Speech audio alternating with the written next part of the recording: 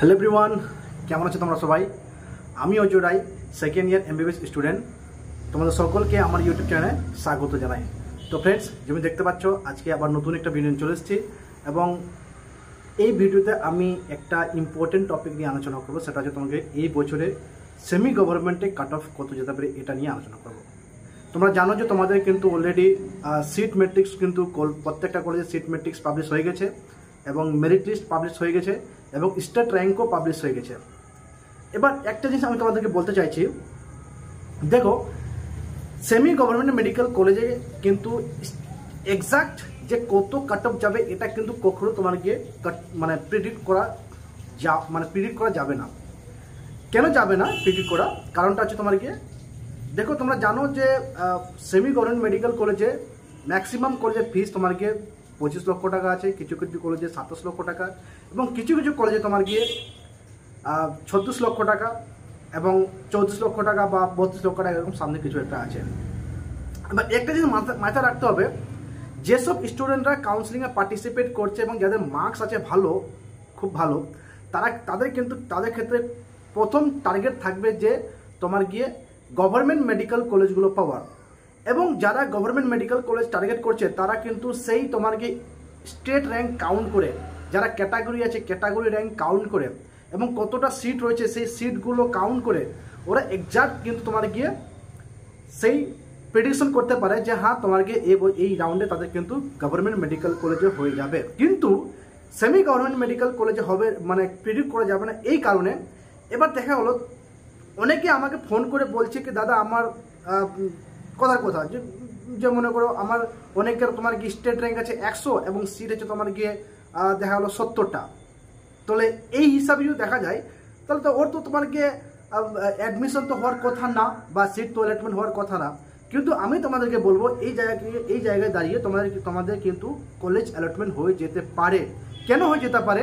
দেখো যে এই 25 লক্ষ টাকাটা, এই 25 লক্ষ টাকা কিন্তু সবার পক্ষে কিন্তু বিয়ার করা ক্যাপাসিটি থাকে না। অনেকে কি হয়, গভর্নমেন্ট মেডিকেল কলেজ পাওয়ার জন্য কিন্তু কাউন্সিলিংয়ে পার্টিসিপেট করে এবং যারা পায় না এবং যাদের কাছে সেই 25 লক্ষ টাকা থাকে না বা যে অ্যামাউন্টটা থাকে না, তার ফলস্বরূপ কি হয়, তারা কিন্তু এই তোমার গিয়ে সিটটা ছেড়ে দেয় এবং ছেড়ে দেওয়ার ফলস্বরূপ যারা তোমাকে পরবর্তীকালে যাদের সেই তোমাকে ক্যাপাসিটি থাকে মানিটা বিয়ার করার, তাদের ক্ষেত্রে কিন্তু এটা সুবিধা হয়ে যায়। তো এই জিনিসটা একটা বিশাল বড় একটা ফ্যাক্টর জিনিসটা কাজ করছে। ওকে, এবং এই বছর অনেকে কিন্তু চিন্তিত আছে, খুব প্যানিক করছে কি দাদা, যে ফোন করে বলছে, আমি যেটা দেখতে পাচ্ছি। তো আমি তোমাদেরকে বলছি যে যারা ভাবছে যে হবে না, কিন্তু একটা জিনিস মনে রাখবে, এই জিনিসটা মাথায় রাখবে যে সবার পক্ষে কিন্তু সেমি গভর্নমেন্ট মেডিকেল কলেজে অ্যাডমিশন হওয়ার মতো ক্যাপাসিটি থাকে না এবং যাদের কাছে পয়সা থাকে তারা কিন্তু অ্যাডমিশন হতে পায় এবং যাদের কাছে পয়সা থাকে না তারা কিন্তু অ্যাডমিশন হতে পায় না। তো অতএব বিগত বছর অনুযায়ী আমি দেখেছিলাম যে তোমার গিয়ে জেনারেলদের ক্ষেত্রে কাট অফ হয়েছিল মোটামুটি প্রায় 70,000-এর কাছাকাছি এবং ওবিসি এর ক্ষেত্রে কাট অফ হয়েছিল মোটামুটি প্রায় বলতে পারো 80 বা 85,000-এর কাছাকাছি। ওবিসি বির ক্ষেত্রে কাট অফ হয়েছিল তোমার গিয়ে 95,000-এর কাছাকাছি। এসসির ক্ষেত্রে কাট অফ হয়েছিল তোমার গিয়ে প্রায় 2,60,000-এর কাছাকাছি। এসটির ক্ষেত্রে এসটি তো আমি তো ওদেরকে বলি কি জাস্ট তোমরা যদি কোয়ালিফাই করে থাকো তোমরা কিন্তু অবশ্যই কিন্তু কাউন্সিলিংয়ে পার্টিসিপেট করে একটা সেমি গভর্নমেন্ট মেডিকেল কলেজ পেতে পারো। এবং যারা ইডাব্লিউএস ক্যাটাগরিতে আছে তাদেরকে বলবো যে ওদের যদি র্যাঙ্ক মিনিমাম তোমাকে 2.5 লক্ষের নিচে যদি থাকে, 2,50,000-এর মধ্যে, তাহলে অবশ্যই তাদের ক্ষেত্রে কিন্তু এই সিট কিন্তু পাওয়ার ক্যাপাসিটি থাকবে বা একটা চান্সেস থাকবে। তো অতএব তোমরা কিন্তু কোনোরকমভাবে প্যানিক করবে না। তোমরা কিন্তু ভাবছো অ্যাকচুয়ালি কি হয় যে তোমরা চিন্তা ভাবনা করছো যে সিরিয়াল ওয়াইজ ধরছো যতটা সিট এবং তোমাদের র্যাঙ্ক ধরছো, তো সিট অনুযায়ী তোমাদের কিন্তু র্যাঙ্ক কিন্তু অনেক পিছনে আসছে। তো বন্ধুরা কিন্তু একটা জিনিস মাথায় রাখবে যে বারবার বলছি তোমাদেরকে ক্ষেত্রে যে সবার পক্ষে কিন্তু সেই মানিটা কিন্তু অ্যাফোর্ড করতে পারবে না, এই জিনিসটা একটা বিষয়টা রয়েছে। এবং দেখবে আলটিমেটলি ফার্স্ট রাউন্ডে কিন্তু কখনো সিট ফিল আপ হবে না এবং আলটিমেটলি দেখবে থার্ড রাউন্ড বা ফোর্থ রাউন্ড এবং স্পেশালিস্টের ভ্যাকেন্সি রাউন্ড, আবার স্পেশালিস্টের ভ্যাকেন্সি রাউন্ড রাউন্ডের পর রাউন্ড মোটামুটি বলতে চাইছি সেটু তো 4টা দিয়েছে।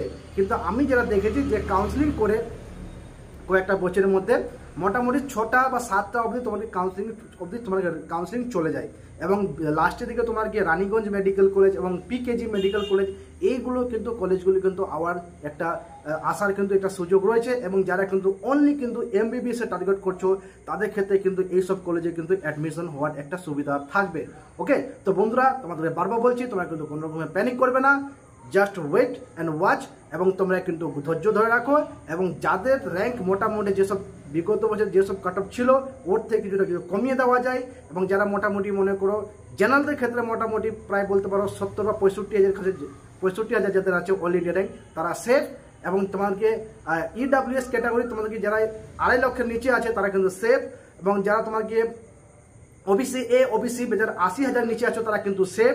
ওকে, এবং তোমার এসসির ক্ষেত্রে যাদের আছে তোমাকে মোটামুটি 2 লক্ষ মানে ওই 2,500 মানে 2.5 লক্ষ নিচে যারা আছে তারা কিন্তু 100% সেফ। এবং এসটি ক্ষেত্রে তো তোমরা পুরোপুরি সেফই আছো। ওকে, তো বন্ধুরা আর কিছু বেশি বলবো না। তোমাদের যদি এই ভিডিও ইনফরমেটিভ হয়ে থাকে তাহলে অবশ্যই আমার এই ভিডিওটাকে লাইক করো, চ্যানেলটাকে সাবস্ক্রাইব করো।